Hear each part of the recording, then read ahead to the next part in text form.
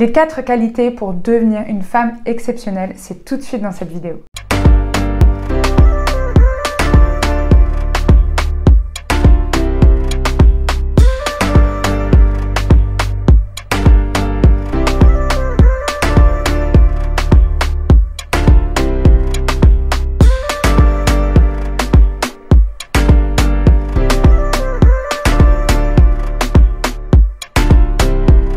Hey les amis, j'espère que vous allez bien. Je suis ravie de vous retrouver dans cette nouvelle vidéo comme tous les jours. Pour ceux qui ne me connaissent pas, je m'appelle Lila. Je suis votre coach en développement personnel et chorégraphe danseuse. Je combine la danse à mes accompagnements pour faire de votre corps votre allié numéro 1.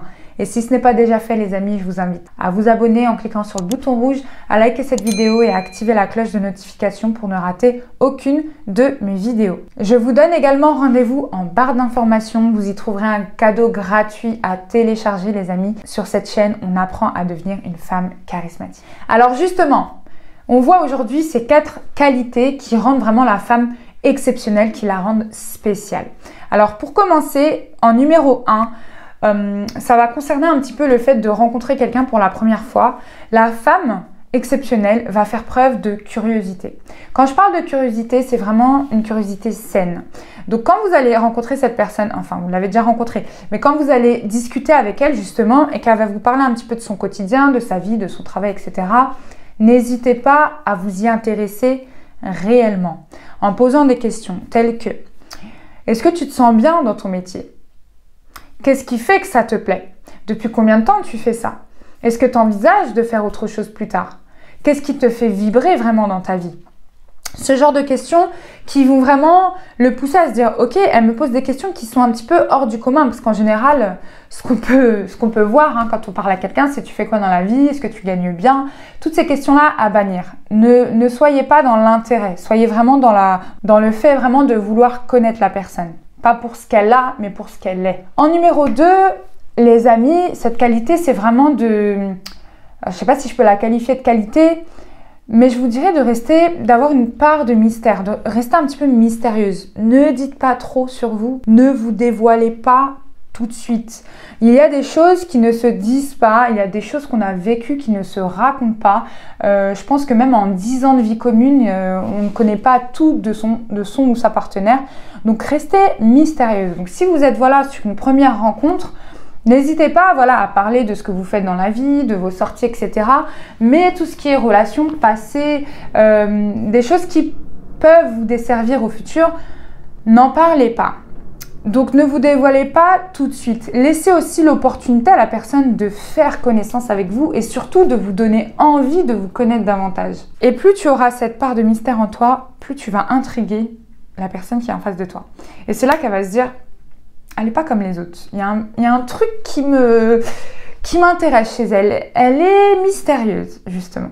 Donc gardez cette part. En numéro 3, les amis, n'ayez pas peur de vous affirmer avec votre parole. Donc si quelque chose ne vous plaît pas, si vous n'êtes pas d'accord avec la personne, plutôt que de hocher la tête et d'acquiescer ce qu'elle vous dit, n'ayez pas peur de dire: là, franchement, je ne suis pas d'accord avec toi, de mon point de vue. Après, libre à toi de penser ça, et je respecte ton opinion, je respecte ton point de vue, mais de mon point de vue, c'est pas comme ça que ça se passe. C'est plutôt comme ça, comme ça. N'ayez pas peur. Et plus vous allez prendre la parole, plus vous allez oser, plus vous serez respecté. Et en numéro 4, les amis, et ça c'est ma qualité préférée, c'est de miser sur l'humour. L'humour, c'est trop important. On l'oublie assez souvent.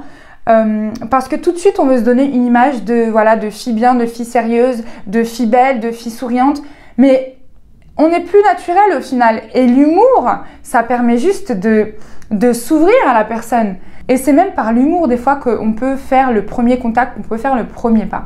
L'humour, c'est vraiment quelque chose d'indispensable. De toute façon, comme disait Charlie Chaplin, une journée sans rire est une journée perdue, et c'est totalement vrai.